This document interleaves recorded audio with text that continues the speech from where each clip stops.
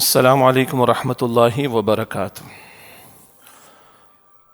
الحمد للہ نحمده ونستعینه ونستغفره ونؤمن به ونتوکل علیہ ونعوذ باللہ من شرور انفسنا ومن سیئات اعمالنا من يهده الله فلا مضل له ومن يضلل فلا هادي له واشهد ان لا اله الا الله وحده لا شريك له واشهد ان محمدا عبده ورسوله صلی اللہ علیہ وعلى آلہ واصحابہ وبارک وسلم تسلیما کثیرا، اما بعد فاعوذ باللہ من الشیطان الرجیم، بسم اللہ الرحمن الرحیم۔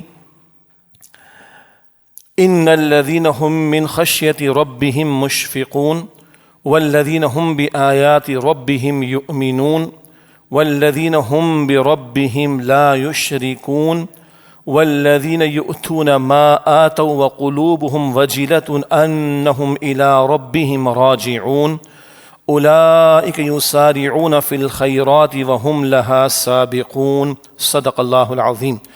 اللہم صلی وسلم علی نبینا محمد، رب اشرح لی صدری ویسر لی امری واحلل عقدۃ من لسانی یفقہوا قولی واجعل لی وزیرا من اہلی، آمین یا رب العالمین۔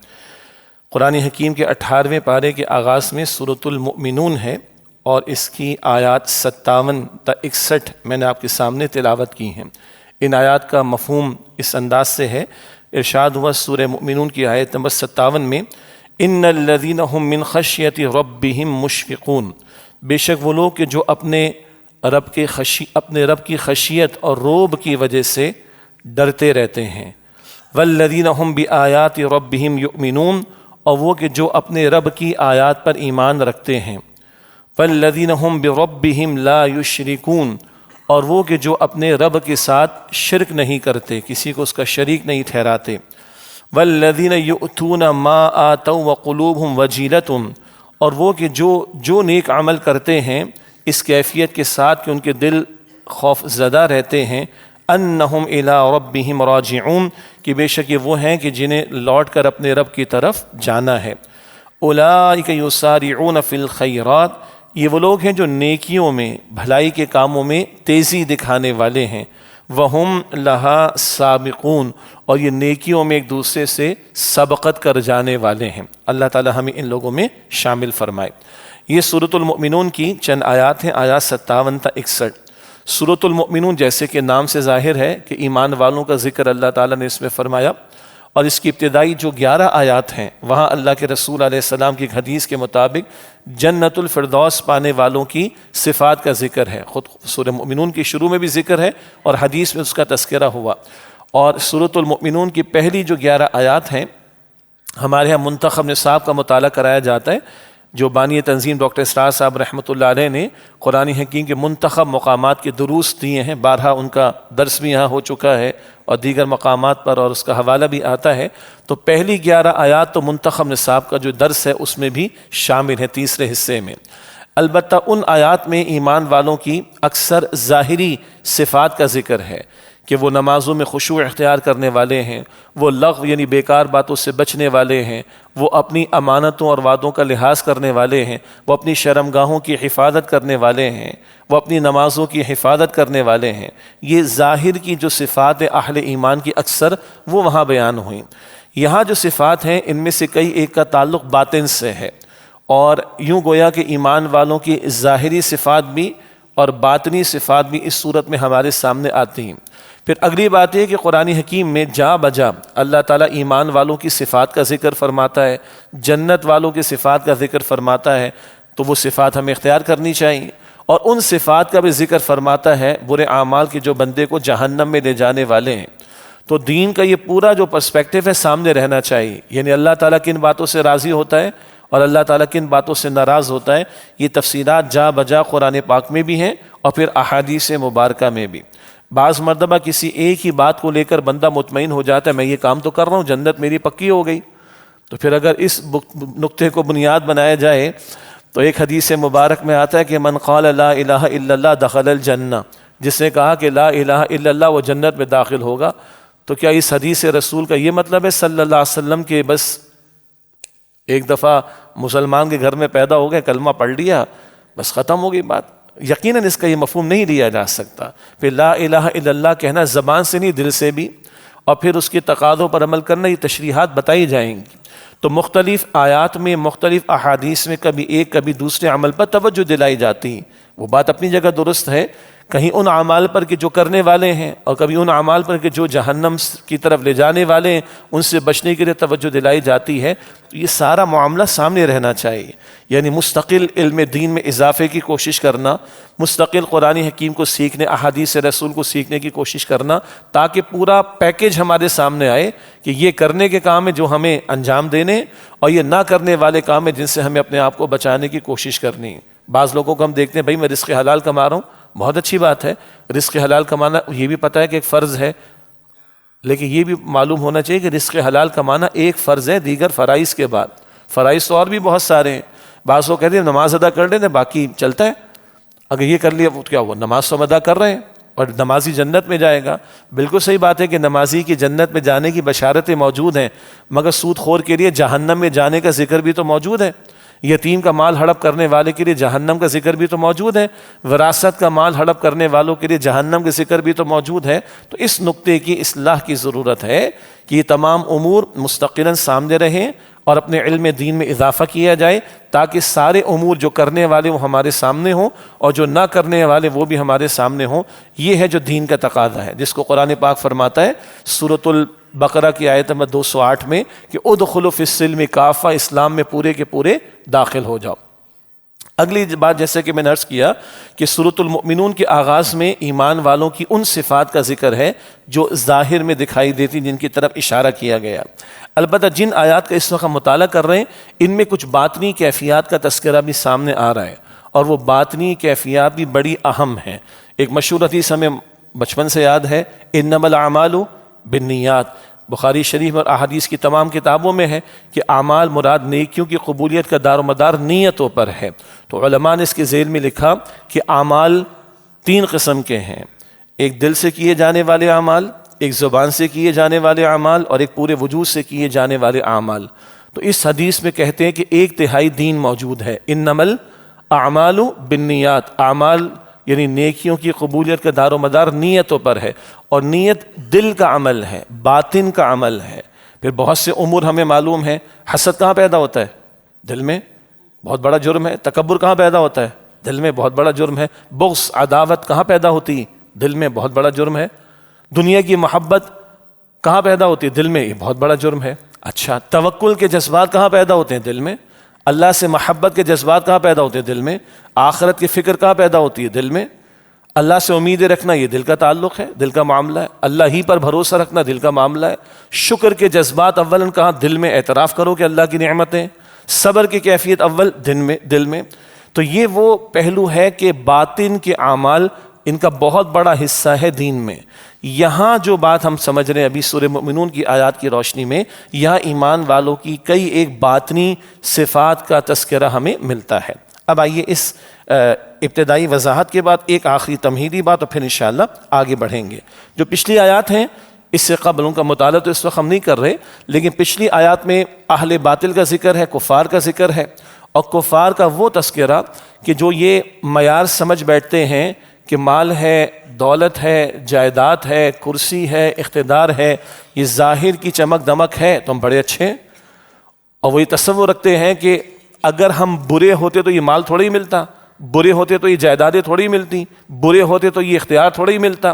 اور اس فلسفے کی بنیاد پر پھر ان لوگوں کو جو عین ممکن ہے کہ خدا کو ماننے والے ہیں اور خدا کی ماننے والے ہیں، اللہ کو ماننے والے اور اللہ کی ماننے والے ہیں، مگر ظاہر کے اسباب مال دولت کی وجہ سے کمزور ہوں، تو یہ مالدار کفار ان کمزور ایمان والوں کو کیا کہتے ہیں؟ یہ تو برے لوگ ہیں، کیونکہ معیار کیا ہے دماغ کے اندر؟ مال ہے تو کسی کی حیثیت ہے، دولت ہے تو کسی کی حیثیت ہے، کرسی ہے تو کسی کا مقام ہے، جائیداد ہے تو کسی کا مقام ہے۔ جب یہ فلسفہ دماغ میں بٹھایا تو جب ایمان والوں کو دیکھیں گے مالی اعتبار سے کمزور تو مذاق اڑائیں گے، اگر یہ اچھے ہوتے تو یہ ایسے قسم پرسی کی حالت میں تھوڑی ہوتے، یہ غربت کی حالت میں تھوڑی ہوتے، یہ 2 ٹکے کی زندگی معاف کیجیے گا یہ تھوڑی گزار رہے ہوتے۔ یہ جو فلسفہ لوگوں کے دماغ میں بیٹھتا ہے یہ سورۃ الکہف میں بھی بیان ہوا ہے۔ سورۃ الکہف میں کچھ واقعات ہیں نا، جمعے کے دن تلاوت کی تلقین کی گئی، ترجمہ بھی پڑھ لینا چاہیے، کبھی تشریح بھی پڑھنی چاہیے۔ وہ باغ والے کا قصہ جس کے پاس باغات بھی تھے، پھل بھی تھا، باغوں کے گرد باڑ بھی لگی ہوئی ہے، پھل بھی خوب آتا ہے، نہر بھی جاری ہے، سارے اعتبارات سے فائنینشلی وہ بالکل اسٹرانگ ہے، مالی اعتبار سے معاف کیجیے گا مالی اعتبار سے مضبوط ہے، اور اس کا جو دوست تھا، ساتھی تھا اللہ پر ایمان رکھنے والا، مگر مالی اعتبار سے کیا تھا؟ کمزور تھا۔ پھر کیا ہوا؟ اس نے مذاق اڑایا۔ اللہ نے اس کمزور ایمان والے کی لاج رکھی اور اس مالدار شخص کے باغ کو برباد کر دیا۔ تو یہ جو خناس، اب یہ صحیح زبان پر آ گیا، یہ جو خناس لوگوں کے دماغ میں بیٹھ جاتا ہے کہ مال ہے، دولت ہے، کرسی ہے، فیم ہے، اقتدار ہے، اختیار ہے تو کسی کی حیثیت ہے، اور اگر نہیں تو اگلا بالکل گیا گزرا، چاہے وہ خدا کا ماننے والا اور اخلاقی اعتبار سے بہت بلند ہی کیوں نہ ہو۔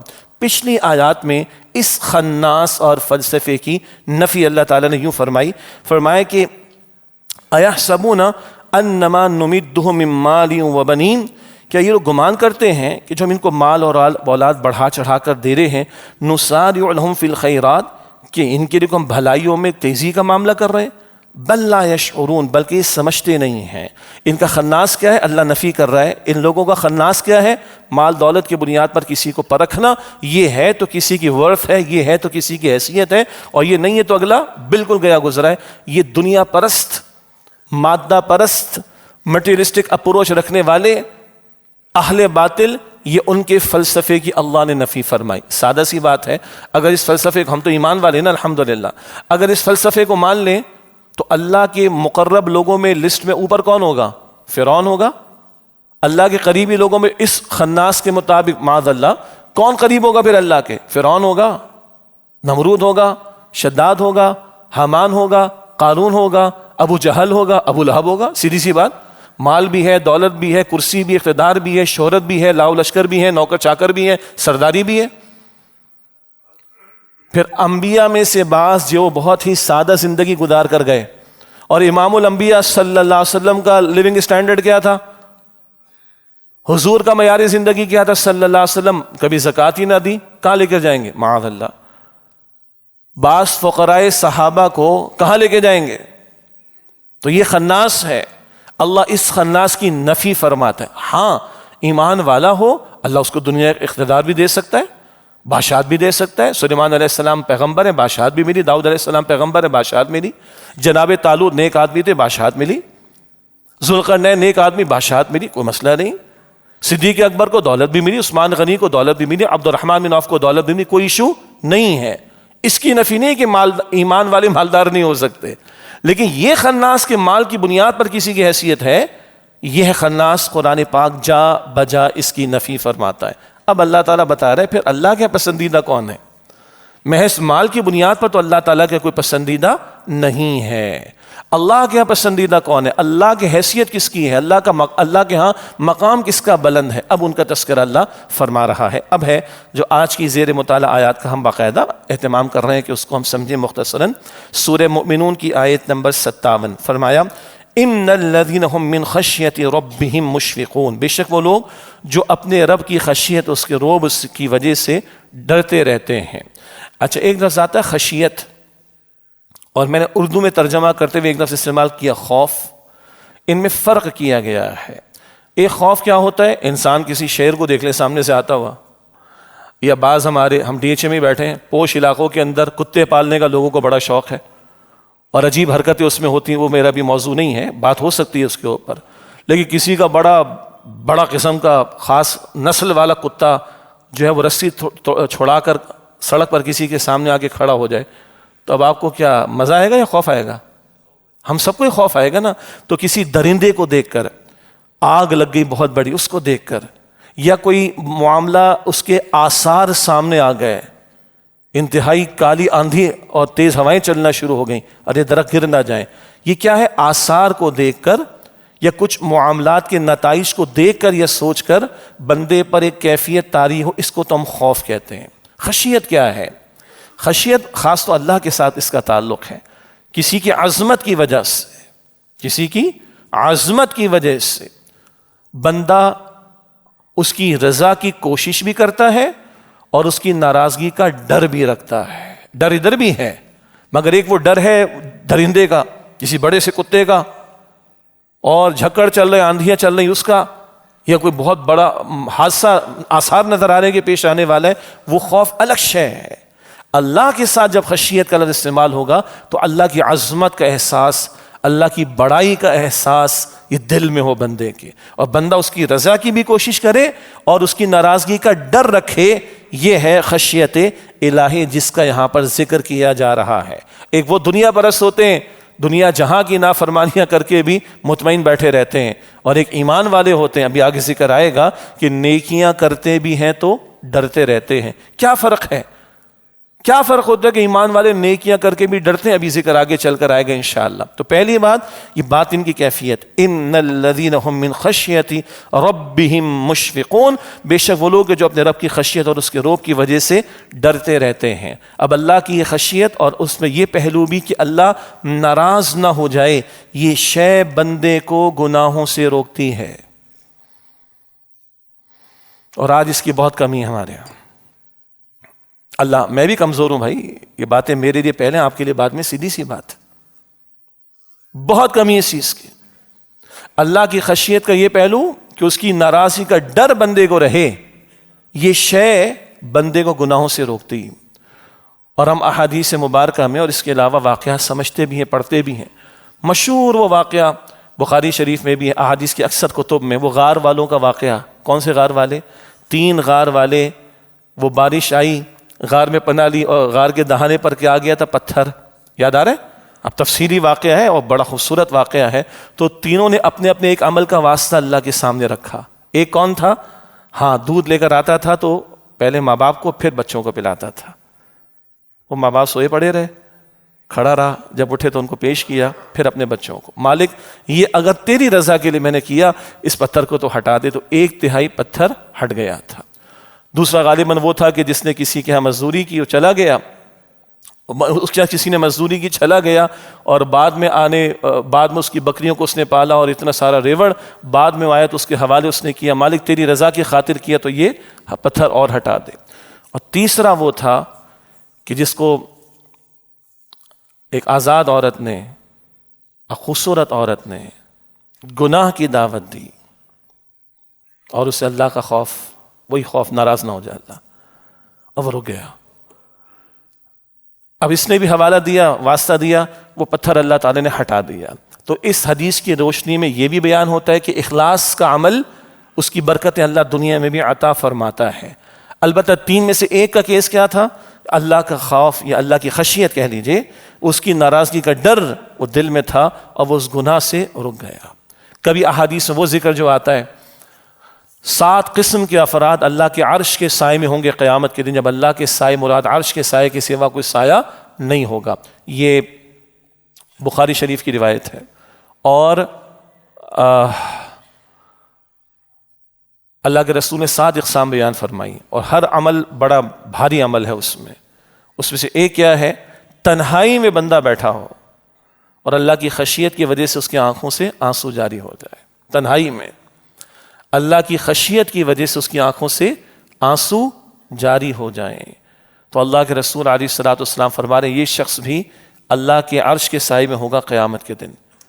ہے مشکل بات، مجمع میں رونا آ جاتا ہے، امام کو بھی آ جاتا ہے، مقتدیوں کو بھی آ جاتا ہے، خطیب کو بھی آ جاتا ہے، مقتدیوں کو بھی آ جاتا ہے، تنہائی کا رونا، تنہائی کا رونا۔ ہم اس رونے کی نفی نہیں کر رہے، بیان ہو رہا ہے، آیات کا اثر ہوتا ہے، چہرے پر تاثرات آ جائیں، اس کی نفی نہیں ہو رہی، لیکن تنہائی کا رونا مشکل بات ہے اللہ کی خشیت کی وجہ سے۔ اور آج ہم بڑا مس کرتے ہیں اس چیز کو۔ کہاں کہاں روتے ہیں ہم لوگ، سیلری لیٹ ہو گئی، انکریمنٹ نہیں ملا، بچے کے مارکس اچھے نہیں آئے، جی 50 لاکھ ہی خرچ ہو سکے، بچے کی شادی میں 40 لاکھ 70 لاکھ خرچ نہیں ہو سکے، انہوں نے کروڑ کیے تھے، یہ رونے آج ہمارے۔ آئی فون 16 پرو نہیں ملا، ہاں روتے اس پہ کچھ لوگ، استغفر اللہ۔ اللہ کی محبت کی وجہ سے بھی کبھی رویا جاتا ہے، پتہ ہے؟ ہاں، جس رات حضور کو سورہ آل عمران کی آخری آیات عطا ہوئیں، ان فی خلق السماوات والارض واختلاف اللیل، حضور پوری رات روئیں، تو مفسرین نے لکھا یہ رونا کس لیے تھا؟ یہ خوشی کی وجہ سے تھا کہ میرے رب نے اتنا بڑا تحفہ مجھے عطا فرمایا، اس پر حضور کی خوشی سے آنسو پوری رات جاری ہوئے ہیں۔ یہ خوشی سے بھی رونا ہوتا ہے کبھی، اور ایک اللہ کی خشیت کی وجہ سے۔ میری اور آپ کی ماں عائشہ رضی اللہ تعالی عنہا اللہ کے رسول نے ایک دن دیکھا ان کے آنسو جاری ہیں، تو حضور نے فرمایا تم کیوں روتی ہو؟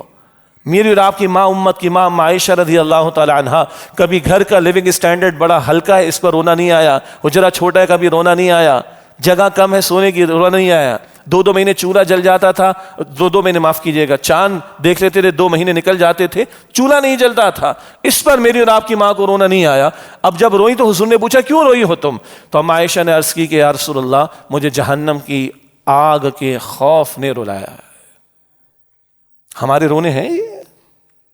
تنہائی میں بیٹھ کے سوچیں، جنت ہماری پرائرٹی میں ہے، ترجیحات میں ہے، جہنم کا خوف رکھنا یہ ہماری ترجیحات میں ہے، اللہ کو پا لینا، اللہ مل جائے مجھے، اللہ مجھ سے راضی ہو جائے، یہ ہماری ترجیحات میں ہے۔ ابھی پچھلے لوگوں کی نفی تو ہو گئی، پچھلی آیات کا میں نے عرض کیا کہ خلاصتاً بات عرض کی ہے، جو دنیا پرست ہیں وہ سمجھتے ہیں بڑے اچھے جا رہے ہیں، نہ اللہ تو نفی کر رہا ہے ان کو پتہ ہی نہیں، یہ تو آزمائش ہے، استدراج ہے، ان کی جلد پکڑ ہونے والی ہے۔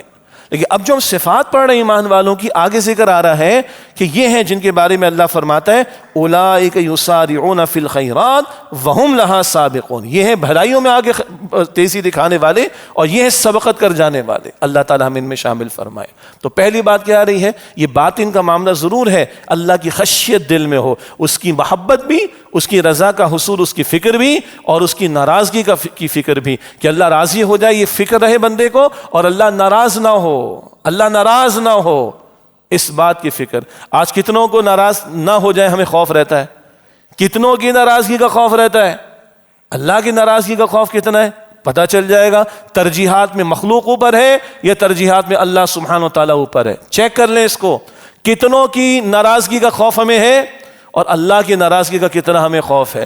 کتنی مرتبہ بندوں کی ناراضگی کے کامنٹس ہماری زبان پر وہ باتیں آتی ہیں، اور کتنی مرتبہ اللہ ناراض نہ ہو جائے اس پر ہماری گفتگو میں بات آتی ہے۔ اس سے پتہ چلے گا کہ ترجیحات میں اوپر کون ہے۔ قرآن تو کہتا ہے سورہ البقرہ کی آیت نمبر 165 میں والذین آمنوا اشد حبا للہ، اور جو ایمان لائے ان کی شدید ترین محبت تو اللہ کے لیے ہوتی ہے، اور ان کی رخ زندگی کا بیان حضور نے فرمایا صلی اللہ علیہ وسلم بخاری شریف کی حدیث میں، من احب للہ وابغض للہ واعطى للہ ومنع للہ فقد استکمل الایمان، جس سے محبت کی تو اللہ کی خاطر، نفرت بھی کسی سے کی تو اللہ کے لیے، کسی کو کچھ دیا تو اللہ کی خاطر اور کسی سے کچھ روکا تو اللہ کی خاطر، فقد استکمل الایمان، اس نے اپنے ایمان کی تکمیل کر لی۔ اللہ اگر ترجیح اول ہے تو بالکل ٹھیک بات ہے بھائی، پھر کامیابی ہے، اور اللہ کا ترجیح اول نہیں تو دنیا کتنی بنا لیں، کیا کامیابی کچھ بھی نہیں ہے۔ پھر اللہ تعالی ہمیں اپنی ذات یعنی اللہ کی ذات کو ہمیں ترجیح اول بنا کر زندگی بسر کرنے کی توفیق عطا فرمائے۔ آگے فرمائیں کہ والذین هم بآیات ربهم یؤمنون، اور یہ وہ ہیں جو اپنے رب کی آیات پر ایمان رکھتے ہیں۔ ایمان والوں کا ذکر چل رہا ہے، اور اللہ فرما رہے وہ اپنے رب کی آیات پر ایمان رکھتے ہیں۔ آیات قرآن پاک میں بھی ہیں، ہزاروں آیات قرآن پاک کی، اور آیات یعنی نشانیاں اس کائنات میں بھی پھیلی ہوئی ہیں۔ البتہ قرآن کریم اپنے ماننے والوں سے بھی قرآن پاک کو ماننے کا تقاضا کرتا ہے۔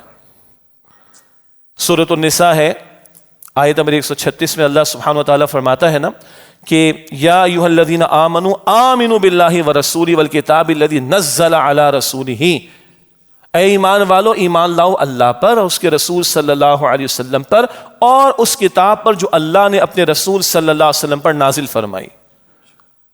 کس سے مطالبہ ہو رہا ہے؟ کافروں سے نہیں۔ اے ایمان والو اللہ پر ایمان لاؤ، اے ایمان والو رسول اللہ پر ایمان لاؤ صلی اللہ علیہ وسلم، اے ایمان والو قرآن پر ایمان لاؤ۔ کیا مطلب؟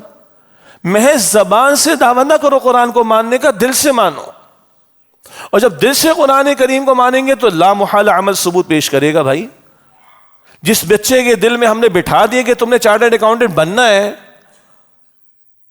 تم نے جو ہے وہ ACCA کرنا ہے، تم نے MBA کرنا ہے، تم نے ڈاکٹر بننا ہے، تم نے انجینئر بننا ہے، وہ دن رات کھپاتا ہے۔ اس کے ماں باپ بھی لگے رہتے ہیں پیچھے، ٹینشن ہوتی ہے ماں باپ کو۔ جب بچوں کے ایگزام ہوتے، شادی نہیں کرنی بھائی ان دنوں میں، ہے نا کہ ایگزامز کا معاملہ ہے، سبحان اللہ کتنی فکر ہے بچوں کے ان ایگزامز کی، ہمیں کتنی ٹینشن ہے ان کے گریجویشن کی، ماسٹرز کی، اور ان کی فردر آگے ایجوکیشن کی سر آنکھوں پر۔ What about the book of اللہ سبحانہ و تعالی؟ دن رات ایک کرتے ہیں اپنے بچوں کی تعلیم پر, بچے بھی اور ان کے ماں باپ بھی. پتہ چلتا ہے کہ بھائی اس گھر میں ٹینشن ہے, اس نے انجینئر بننا ہے, اس نے ڈاکٹر بننا ہے, اس نے چارٹرڈ اکاؤنٹنٹ بننا ہے, پورے گھر کے بارے میں سب کو پتا ہوتا ہے. کیا ایسی فکر ہمارے گھروں میں قرآن پاک کے بارے میں ہے کہ ان گھر والوں کی ٹینشن ہے قرآن سے تعلق, ان گھر والوں کی ٹینشن قرآن سے متعلق ہے, بچوں کے بارے میں, گھر والوں کے بارے میں قرآن کے ساتھ تعلق. مشہور ہے نا گھرانے, بھائی یہ فلاں ڈسپلن میں ان کے بچے پڑھتے ہیں, سارے ماشاءاللہ چارٹرڈ اکاؤنٹنٹس ہیں, سارے ماشاءاللہ ڈاکٹرز ہیں, سارے ماشاءاللہ انجینئرز ہیں. فائن. لیکن کبھی یہ تعارف ہمارے گھر, میں بڑے دل سے عرض کر رہا ہوں یہ بات آپ کے سامنے, ابھی اللہ نے میرے دل میں بات ڈالی, کیا ہمارے گھرانے ایسے کہ قرآن والوں کا گھرانا ہے؟ یہاں ماں باپ کی فکر بھی قرآن ہے, اولاد کی فکر بھی قرآن ہے, ماں باپ کی ٹینشن بھی قرآن ہے, اولاد کی ٹینشن بھی قرآن ہے. Is this the case؟ کیسا ہے؟ اگر ہاں تو سبحان اللہ, الحمدللہ, ماشاء اللہ, اور اگر نو تو انا للہ و انا الیہ راجعون. ہم سے کہ پوچھے دنیا کی بہترین کتاب کون سی ہے؟ قرآن. نجات قرآن سے, ہدایت قرآن سے, اور ہمارا یہ تعارف نہ ہو کہ قرآن سے جڑے ہوئے لوگ ہیں. تو پھر یہ آیت کیا کہہ رہی ہے؟ والذین ہم بآیات ربہم یؤمنون, اور وہ اپنے رب کی آیات پر ایمان رکھتے ہیں. تو واقعی ہمارا ایمان ہے قرآن پر, اس کی آیات پر. اور پھر وہ کیفیات, اذا تلیت علیہم آیاتہ زادتہم ایمانا, سورہ انفال کے شروع میں جب ان کے سامنے اللہ کی آیات کی تلاوت کی جاتی ہے ان کے ایمان میں اضافہ ہو جاتا ہے. ایسا ہے قرآن کے ساتھ یہ شوق اور ذوق. پھر وہ کیفیت سورہ حشر کی آیت نمبر 21 میں, لو انزلنا هذا القرآن على جبل لرأيته خاشعا متصدعا من خشیۃ اللہ, اگر اس قرآن کو ہم کسی پہاڑ پر نازل کرتے تم دیکھتے کہ وہ اللہ کی خشیت سے دب جاتا, پھٹ جاتا, ریزہ ریزہ ہو جاتا. ہمارے دلوں پر قرآن پاک کا اثر ہے؟ رونگٹے کبھی کھڑے ہوتے ہیں؟ اللہ اکبر کبیرہ. اللہ کی جنت سستی نہیں ہے بھائی. دنیا کی ایک کوالیفیکیشن پہ لاکھوں اور بعض مرتبہ کروڑوں کھپ جاتے ہیں ایک بچے کے پیچھے, اور اللہ کی جنت ہمیں سستی میں فری میں مل جائے گی. How is it possible? بچوں کا پیزا لے کر آتے ہیں, آئس کریم لے کر آتے ہیں, فری میں تو نہیں ملتی. اللہ کی جنت سستی ہے کیا؟ تو والذین ہم بآیات ربہم یؤمنون, اور وہ جو اپنے رب کی آیات پر ایمان رکھتے ہیں. تو آیات قرآن پاک کی بھی, اور ہاں اس کائنات میں اللہ کی نشانیاں آیات, ہمارے وجود میں اللہ کی نشانیاں آیات قرآن پاک ذکر کرتا ہے. وفی انفسکم افلا تبصرون, تمہارے اپنے اندر اللہ کی نشانیاں موجود, اس کی خلاقی, صناعی کی, اس کی کریشن کے نظارے تمہارے وجود کے ایک ایک عضو, ایک ایک پارٹ آف باڈی میں غور کرو گے تو اللہ پر ایمان بڑھے گا. اس کائنات میں اللہ کی نشانیاں, سورہ آل عمران میں ان فی خلق السماوات والارض واختلاف اللیل والنہار لآیات لأولی الالباب, یقیناً آسمان و زمین کی تخلیق میں رات دن کے بدلتے نظام میں عقل مند لوگوں کے لیے نشانیاں, غور کریں گے ایمانی کیفیت بڑھے گی انشاءاللہ. تو کائنات میں نشانیاں, غور کریں اللہ کی عظمت بڑھے گی. ہمارے وجود میں نشانیاں, غور کریں اللہ کی عظمت بڑھے گی. اور خود قرآن پاک میں اللہ کا کلام, اللہ کی نشانیاں, یہ ایمان بڑھاتا ہے قرآن حکیم. اللہ وہ سچا, زندہ, پکا تعلق مجھے اور آپ کو قرآن حکیم سے قائم کرنے کی توفیق دے. ہم چومتے ہیں قرآن کو, میں قائل ہوں ثواب ملے گا انشاءاللہ کیونکہ ادب کر رہے ہیں قرآن کا. ہم سینے سے لگاتے ہیں, میں قائل ہوں ثواب ملے گا انشاءاللہ کیونکہ ہم ادب کر رہے ہیں قرآن کا. ہم تلاوت کر رہے ہیں قرآن پاک کی, اجر ملے گا انشاءاللہ تعالی, کوئی شک نہیں ہے. مگر قرآن پاک صرف ادب اور صرف ثواب کی کتاب نہیں, یہ ہدایت کی کتاب ہے. ہدی للمتقین, ہدی للناس, یہدی للتی ہی اقوم, لتخرج الناس من الظلمات الى النور, یہ متقین کے لیے ہدایت ہے, سارے انسانوں کے لیے ہدایت ہے, سیدھے راستے کی رہنمائی کرنے والا قرآن ہے. اس کی آیات سے گمراہی کے اندھیروں سے نکال کر اے نبی علیہ السلام آپ ان کو ہدایت کی روشنی کی طرف لے کر آئیے. تو خدا را سمجھیں قرآن کو, اس کی تلاوت کے ساتھ اس کا ترجمہ, اس کی تشریح, اللہ توفیق اس کی زبان کو سیکھیں. ابھی چند دنوں میں ماہ رمضان آیا, چاہتا اللہ ہم سب کو عطا فرمائے. پھر پورے پاکستان میں قرآن کی بہاریں ہوں گی. دورہ ترجمہ قرآن کا سلسلہ, خلاصہ مضامین قرآن کا سلسلہ, ہم بھی آپ کو اس کی دعوت دیں گے الحمدللہ. کوشش کریں کہ یہ قرآن کے ساتھ ہمارا تعلق مضبوط ہو. آگے فرمایا والذین ہم بربہم لا یشرکون, اور وہ جو اپنے رب کے ساتھ شرک نہیں کرتے. اب عجیب بات ہے, رب کو تو مانتے ہیں, رب کی خشیت کا ذکر آ گیا, رب کی آیات پر ایمان رکھنے کا ذکر آ گیا تو رب سے ڈرنے والوں کا ذکر چل رہا ہے، رب کی آیات پر ایمان رکھنے والوں کا ذکر چل رہا ہے، پھر کیسے یہ بات آگے کہ بِرَبِّهِمْ لَا يُشْرِكُونَ، وہ اپنے رب کے ساتھ کسی کو شریک نہیں کرتے، اس کو بھی سمجھنا ضروری ہے۔ ایک شعر تو بہت کھلا ہے نا، بت کی پوجا پاٹ ہو رہی ہے، معاذ اللہ، خدا کا بیٹا قرار دے دیا معاذ اللہ مسیحیت کے ماننے والوں نے عیسیٰ علیہ السلام کو، بدترین شرک ہے۔ ہندو مت کے ماننے والے بدترین شرک ہے، بالکل صحیح۔ لیکن ایک وہ پہلو ہے کہ جو مسلمانوں کو ڈر رہنا چاہیے کہ کہیں ہم ان چیزوں میں انوالو تو نہیں۔ تفصیل کا موقع نہیں ہے، ہمارے استاد ڈاکٹر اسرار صاحب رحمۃ اللہ علیہ کے بہت اہم قیمتی خطابات ہیں حقیقت و اقسام شرک کے موضوع پر، حقیقت و اقسام شرک۔ اول تو وہ 6 گھنٹے کے ماسٹر پیس ہے جس کو علماء نے بھی بڑی تحسین اس کی فرمائی، وہ آڈیوز میں مل جائیں گے انشاءاللہ آپ کو۔ پھر 2.5 گھنٹے کے بھی ان کے خطابات ہیں، ابو ظہبی کے بھی 1985 کے، یا ڈاکٹر ذاکر نائک صاحب کی دعوت پر ڈاکٹر اسرار صاحب گئے تھے تقریباً 2004 کے لگ بھگ انڈیا، وہاں کے بھی خطاب آپ کو 2.5 گھنٹے کا مل جائے گا، یہ کتابی شکل میں بھی ہے، وہ تفصیلات تو وہاں پر۔ چند پہلو ہیں جس کے بارے میں ہمیں فکر مند ہونا چاہیے۔ قرآن کریم میں سورہ یوسف کی آیت نمبر 106 میں اللہ سبحانہ وتعالیٰ نے یہ ڈراوا ہمیں دیا ہے کہ وَمَا يُؤْمِنُ أَكْثَرُهُم بِاللَّهِ إِلَّا وَهُم مُشْرِكُونَ، ان میں سے اکثر کا حال یہ ہے کہ وہ اللہ پر ایمان تو رکھتے ہیں مگر کسی نہ کسی طرح کے شرک میں مبتلا ہو جاتے ہیں۔ براہیمی نظر پیدا مگر مشکل سے ہوتی ہے، ہوس چھپ چھپ کے سینوں میں بنا لیتی ہے تصویریں۔ ایک بہت بڑا ڈر ہمیں کیا ہے؟ دکھاوے کا عمل، یہ شرک ہے۔ رسول اللہ صلی اللہ علیہ وسلم نے فرمایا مسند احمد کی روایت میں، من صلی یرائی فقد اشرکا ومن تصدق یرائی فقد اشرکا ومن صام یرائی فقد اشرکا۔ حضور فرماتے جس نے دکھاوے کی نماز ادا کی وہ شرک کر چکا، جس نے دکھاوے کا صدقہ دیا وہ شرک کر چکا، جس نے دکھاوے کا روزہ رکھا وہ شرک کر چکا۔ ہمارے ہاں بھی بعض حضرات کچھ اور لوگوں کے مقابلے میں شرک کا فتویٰ فوری جاری کرتے ہیں، احتیاط کرنی چاہیے، وہ اس کتابچے میں بھی تفصیل ملے گی۔ امت میں فتویٰ اگر امت نے متفقہ دیا ہے تو کفر کا دیا ہے، شرک اور نفاق کے فتوے نہیں دیے گئے۔ اور یہ دوسروں کا جائزہ لینے اور دوسروں پر بمبارڈمنٹ کرنے کے مقابلے میں اپنا جائزہ لینے کے لیے پہلے ہیں۔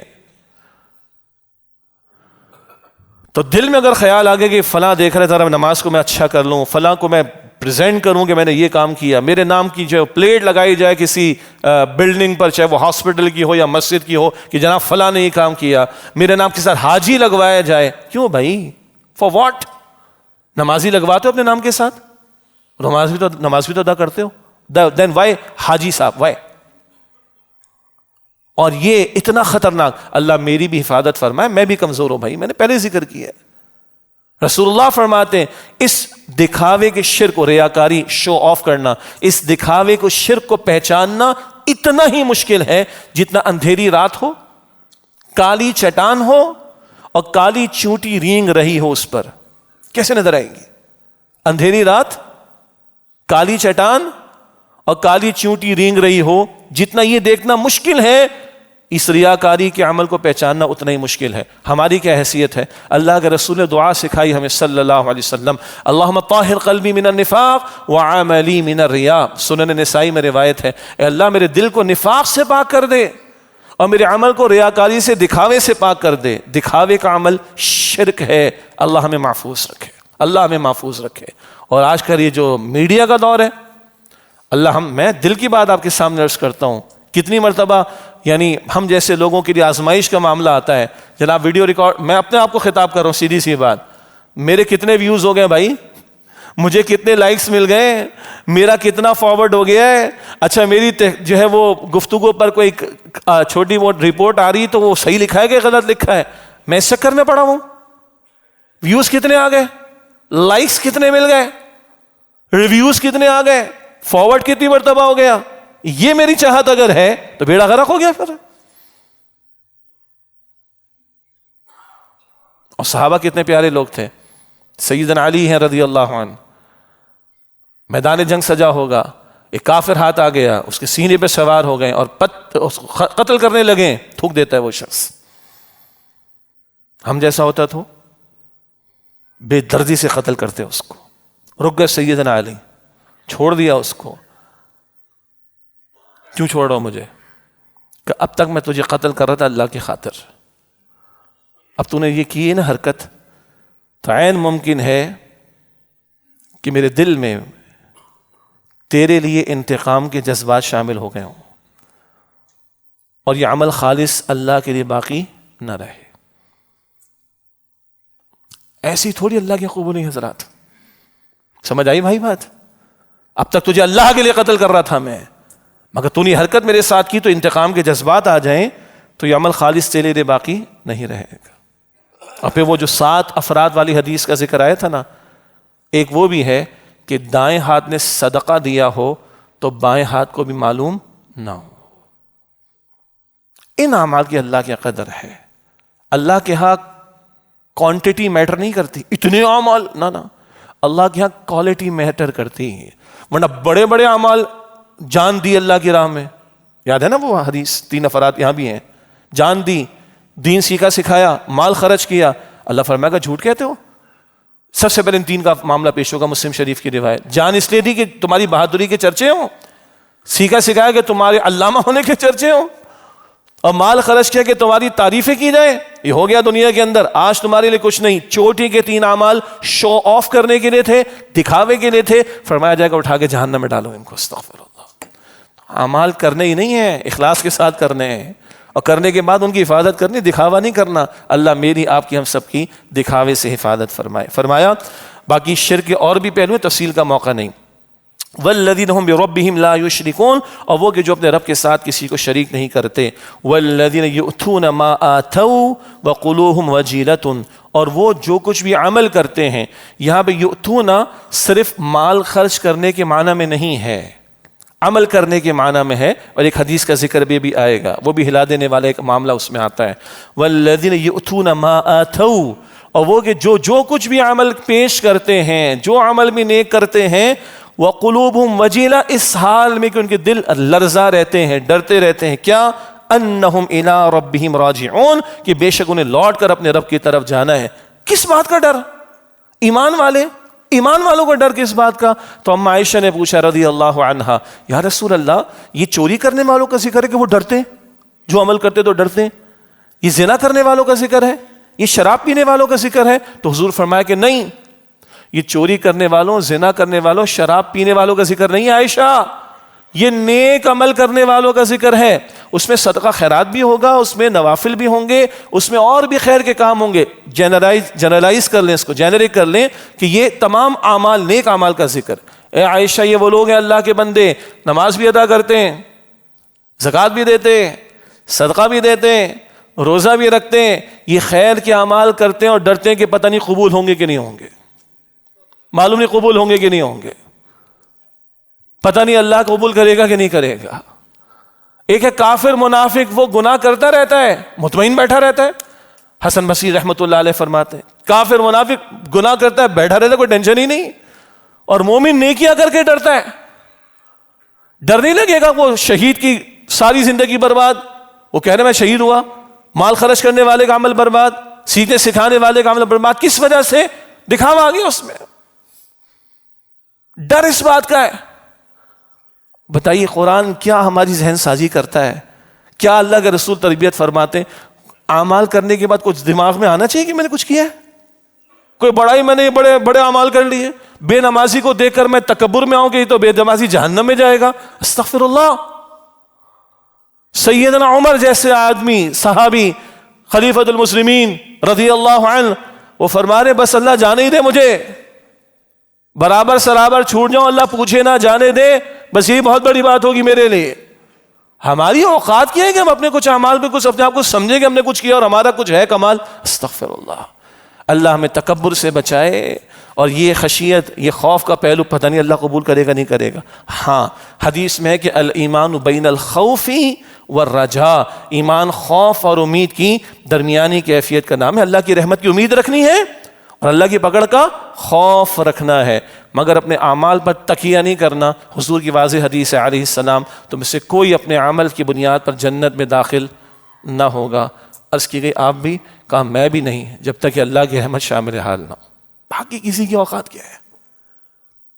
تم میں سے کوئی اپنے عمل کی بنیاد پر جنت میں داخل نہ ہوگا، باقی کسی کی حیثیت کیا ہے؟ ان کے بارے میں اللہ فرماتا ہے آگے، ان کا کیا ذکر آیا؟ وقلوبہم وجلہ، نیک اعمال کر کے بھی ڈرتے ہیں، انہم الی ربہم راجعون، کہ بے شک انہیں لوٹ کر اپنے رب کی طرف جانا ہے۔ اولئک یسارعون فی الخیرات، یہ جو خیرات، خیرات اچھا لفظ ہے، بڑا پیارا لفظ ہے قرآن پاک کا، بھلائی کے کاموں میں۔ یسارعون سرعت، تیزی کو کہتے ہیں نا، یہ تیزی دکھاتے ہیں خیر کے کاموں میں، بھاگنا، دوڑنا، محنت کرنا، اسٹرگل کرنا، جان کھپانا، putting your efforts, your utmost efforts, excellence at par، یہ جتنا کچھ ہم پڑھتے ہیں نا کارپوریٹ سیکٹر میں اور دنیا کے اور امور کے اندر، ادھر سب سے بڑھ کر محنت ہونی چاہیے۔ یہ ہیں جو بھلائی کے کاموں میں تیزی دکھاتے ہیں۔ وَهُمْ لَهَا سَابِقُونَ، اور یہ ہے جو ان کے لیے سبقت کر جانے والے ہیں، کمپٹیشن میں آگے بڑھ جانے والے۔ ہر جگہ کمپٹیشن چل رہا ہے، بچوں کا کمپٹیشن چل رہا ہے، بڑوں کا کمپٹیشن چل رہا ہے، تعلیمی اداروں میں کمپٹیشن، کارپوریٹ سیکٹر میں کمپٹیشن، فلاں جگہ کمپٹیشن۔ ارے دنیا سے جاؤ گے تو سب ادھر پڑا رہ جائے گا، قبر میں کیا شے جائے گی؟ ایمان، عقیدہ اور عمل۔ ادھر بھاگو، ادھر دوڑو۔ فَاسْتَبِقُوا الْخَيْرَاتِ، قرآن کہتے ہیں سورۃ البقرہ آیت 148 میں، خیرات میں، بھلائی میں، نیکی کے کاموں میں آگے بڑھنے کی کوشش کرو۔ اللہ تعالیٰ مجھے اور آپ کو اس صفات نصیب فرمائے، ہماری ظاہری صفات بھی، ہماری باطنی صفات بھی ایسی ہوں، اللہ ہمیں توفیق دے جیسے کہ اللہ مجھے اور آپ کو ہمیں دیکھنا چاہتا ہے۔ اللہ ہم سب کو عمل کی توفیق عطا فرمائے۔ وآخر دعوانا ان الحمد للہ رب العالمین۔